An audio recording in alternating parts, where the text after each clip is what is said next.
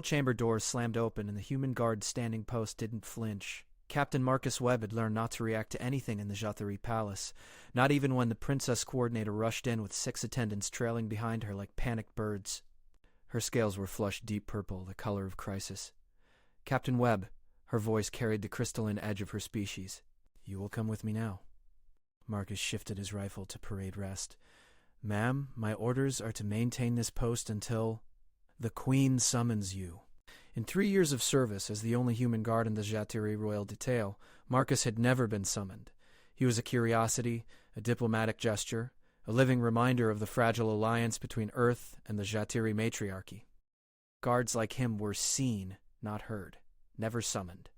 "Is there a security concern?" "Ha ha ha ha," Marcus kept his voice level.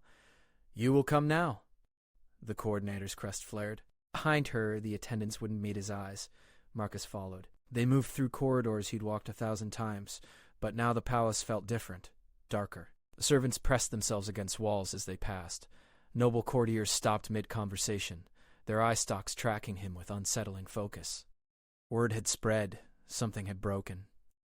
They entered the Hall of Ascension, and Marcus saw it immediately. The Queen sat on her throne, utterly still. She was massive even for her kind, scales like polished obsidian, her crest spanning 6 feet when fully extended. Around her stood the High Court, 20 of the most powerful Zathiri in the Empire, silent, watching. And there, at the base of the throne, was Princess Lyria. The child was barely 7 cycles old, small even for her age. Her scales held the iridescent quality of youth, shifting between blue and green depending on the light. She clutched something against her chest, something that made Marcus's breath catching, a human doll.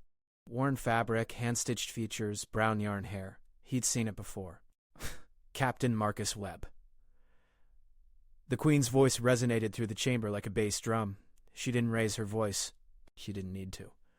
"Approach." Marcus walked forward. His boots echoed on marble that had been laid before Earth had discovered fire. He stopped at the prescribed distance, 15 paces from the throne, and saluted. "Your Majesty." The Queen's eyes were black pools, unreadable. "My daughter has made an accusation." Marcus felt ice form in his gut. An accusation from royalty could mean imprisonment, execution, war. "I am prepared to answer any charge." "She says you gave her that toy." Giving gifts to royalty without permission was a breach of protocol. Giving anything to the heir was grounds for assuming hostile intent. Marcus had seen guards executed for less. "Your Majesty, I can explain," she says. The Queen continued, and her voice had gone quieter, which was somehow worse. "You told her it belonged to your daughter." Marcus could hear his own heartbeat. Princess Lyria looked up at him. Her eyes were too large, too bright. She held the doll tighter. "Captain Webb," the Queen said, "you have a daughter." Marcus stood perfectly still. The regulations were clear. Guards were not permitted personal relationships that could compromise duty. Families were acceptable only if they remained on Earth, safely distant, and capable of being used as leverage. "I did, Your Majesty." "Did?" The Queen leaned forward. The High Court shifted. "Explain." Marcus kept his eyes straight ahead. "Sarah Webb, age 7. She died 16 months ago. Medical complications from the Kellis syndrome outbreak." His voice didn't shake. He had practiced this. The toy was hers. "I brought it as a personal effect. It remained in my quarters." Until you gave it to my daughter." "Yes, Your Majesty." "Why?" The real question. The one that mattered. Marcus breathed slowly. "Princess Lyria was crying in the garden. She'd had a nightmare. The night guards were changing shift. I was nearby. She asked me about Earth. About human children. I told her I had a daughter once. She asked what human children played with. I showed her the doll. She paused. She asked if she could hold it. I said yes. She asked if she could keep it. I said yes. You understand this was a violation of protocol?" "Yes, Your Majesty." "You understand you could be imprisoned for this?" "Yes, Your Majesty." "That she sleeps with it every night. That she calls it Sarah." He said nothing. The Queen stood. She descended from her throne slowly, each step deliberate. She was 12 feet tall, ancient beyond human comprehension, capable of tearing him apart with her bare claws. She stopped directly in front of him. "Look at me, Captain Webb." The Queen's face was inches from his. "My daughter," she said quietly, has not cried at night since you gave her that doll." The child stepped forward, still holding the doll. She pointed at Marcus. "It's him, Mama. The kind guard. He's sad like me." The Queen fell silent. The silence stretched for 10 heartbeats. 20. The guards at the perimeter didn't move. Marcus felt sweat forming at his temples, but kept his expression neutral. Royal judgment was coming. He'd accepted that the moment he'd handed Sarah's doll to a crying child in a moonlit garden, the Queen's crest slowly expanded. In Jatari body language, it could mean aggression, or deep thought. Marcus had learned to read the difference by the angle of the scales. These scales were vertical. Contemplative. Leave us. The Queen's voice cut through the hall. The High Court exchanged glances. The Chancellor, a scarred veteran with a crest that bore 3 battle notches, spoke carefully. "Your Majesty, protocol requires—" "Baby, I said leave us." They left. 20 powerful beings filing out like students dismissed from class. The guards followed.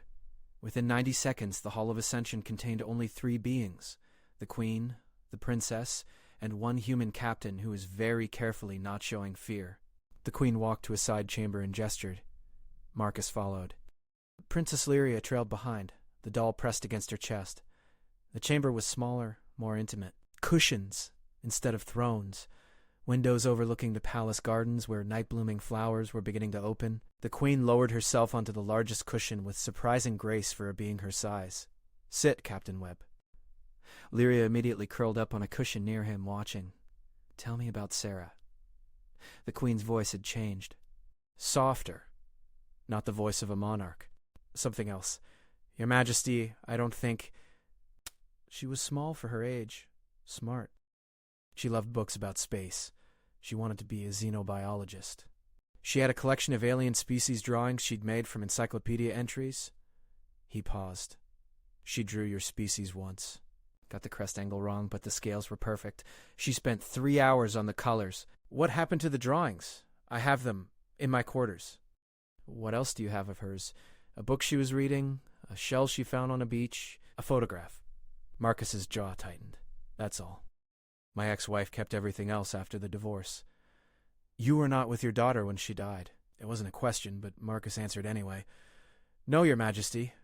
I was here, fulfilling my contract." "Did you request leave?"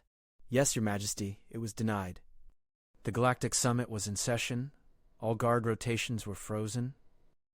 The Queen was quiet for a moment. I denied that request personally. The Queen met his eyes. "I review all requests during summit periods. I saw yours. I saw the medical reports attached." I understood what denying it meant. Her scales darkened. I made a choice. Security over compassion. The summit was contentious. Threats had been made. Reducing the guard force even by 1 seemed unacceptable. "You made the correct choice, Your Majesty." The summit succeeded. Trade agreements were signed. The alliance held. My daughter still has both parents. The words hit like a physical blow. Marcus said nothing. Princess Lyria stood up. She walked over to Marcus and placed the doll in his lap. "You can have her back. I know you miss her. Princess, I gave her to you. She's yours now, but you're sad. Mama says we shouldn't keep things that make others sad." Marcus looked down at the worn fabric, the stitched smile, the yarn hair Sarah had braided herself. His vision blurred slightly. He blinked it clear. "Your Highness, the doll doesn't make me sad. It makes me remember. There's a difference." He held it out. "And I think Sarah would want her to help someone who needed her. Someone who has bad dreams." Lyria took the doll back slowly. "Did Sarah have bad dreams?" "Sometimes." "What did you do?" "I sat with her, told her stories, reminded her that morning always comes." "Can you tell me stories too?" Marcus glanced at the Queen. She gave a slight nod. "I can do that, Your Highness." Lyria beamed, her scales flushing bright silver with happiness. She settled back on her cushion, doll in her arms. "Tell me about Earth. Tell me about the places Sarah liked." So Marcus talked. He described beaches and forests, mountains and rivers. He talked about schools and playgrounds, about ice cream and birthday parties, about seasons changing and stars at night. The Queen listened in silence, her massive form utterly still. Lyria asked questions, her young voice bright with curiosity. An hour passed. Then 2. Finally, Lyria's questions grew slower, her eyes drooping.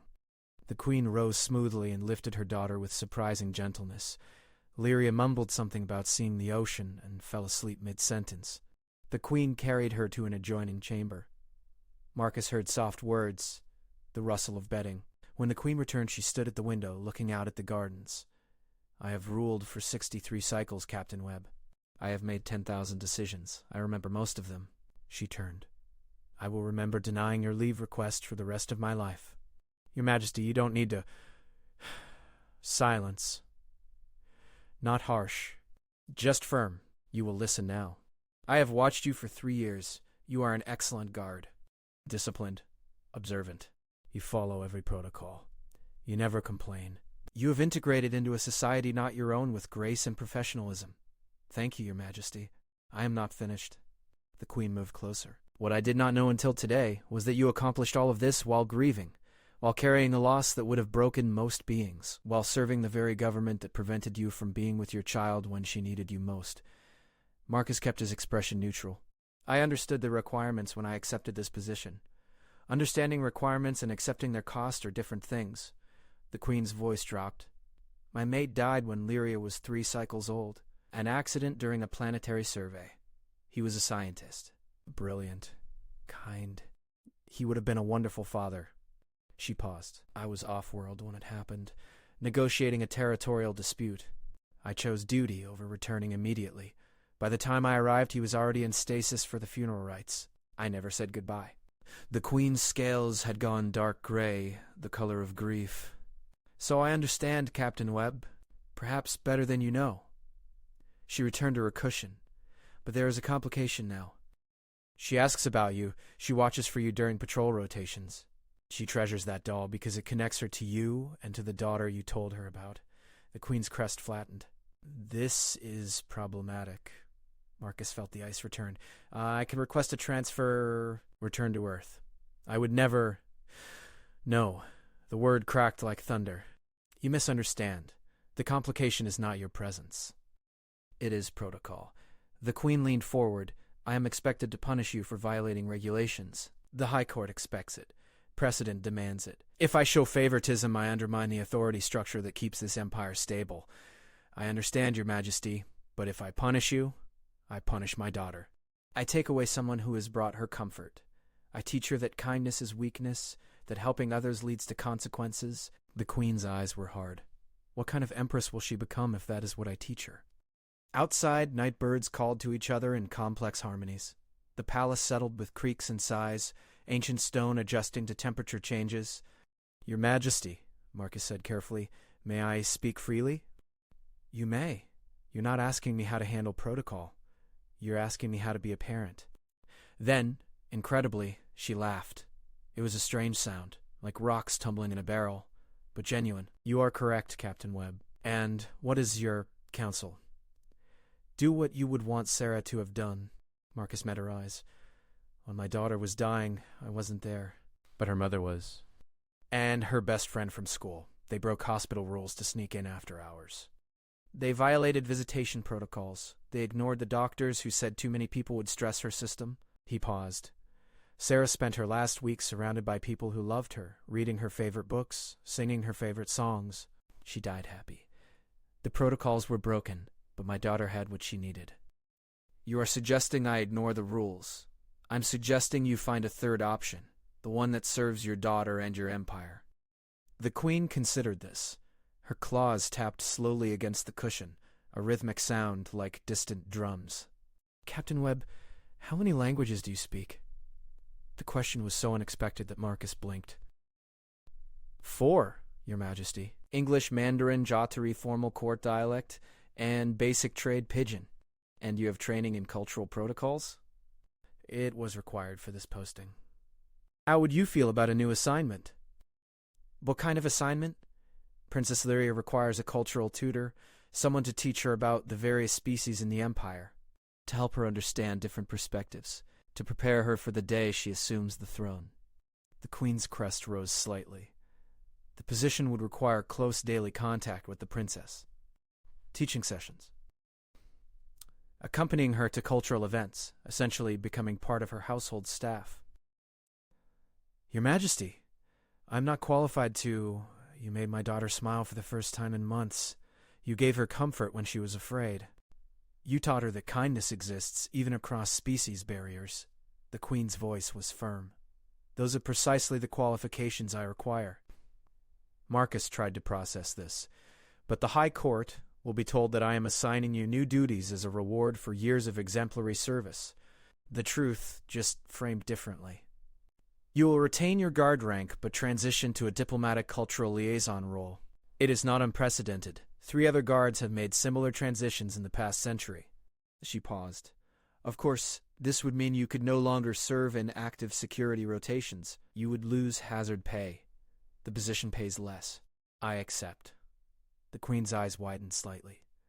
You did not even ask about the details. I don't need to, Your Majesty. Marcus stood. You're offering me a chance to help a child who needs someone. To teach instead of just standing watch.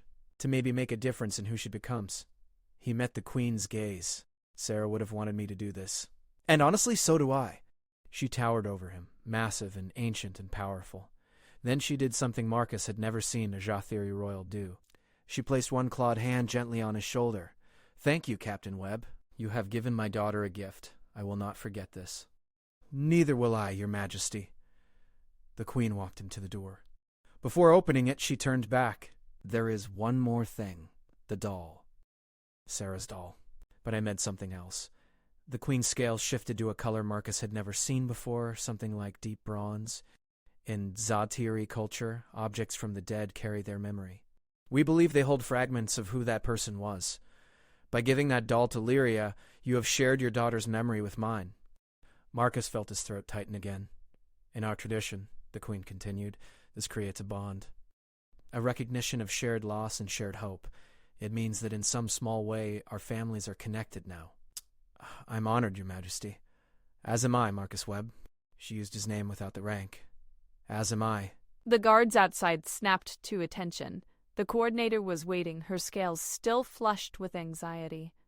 The Queen spoke to her in rapid Zathari, issuing commands. The coordinator's eyes widened, but she bowed low. Marcus was escorted back through the palace. This time when servants saw him, they bowed. Word had spread about something, though he doubted anyone knew the full truth. He didn't care.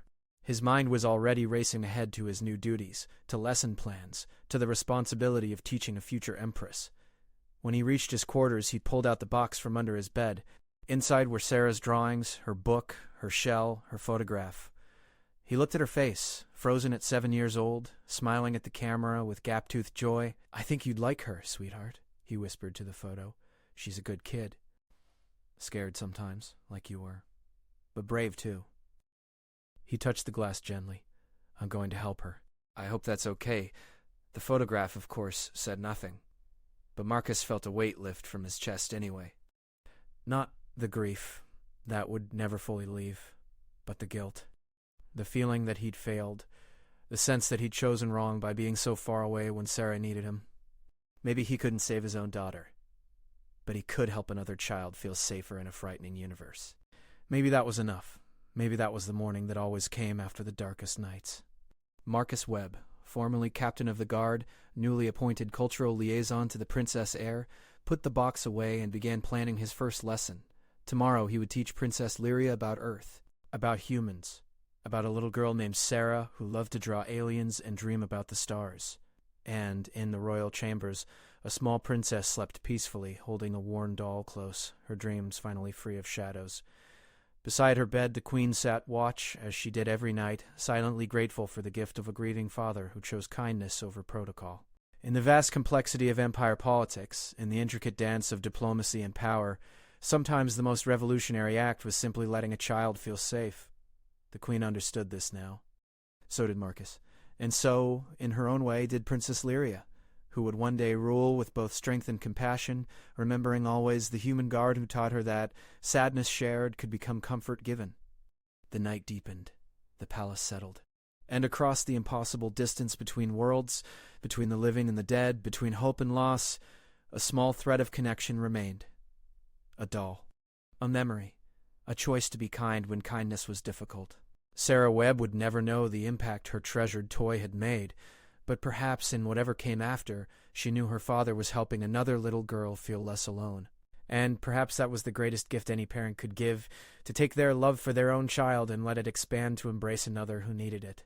In the mathematics of the heart, love never divides. It only multiplies.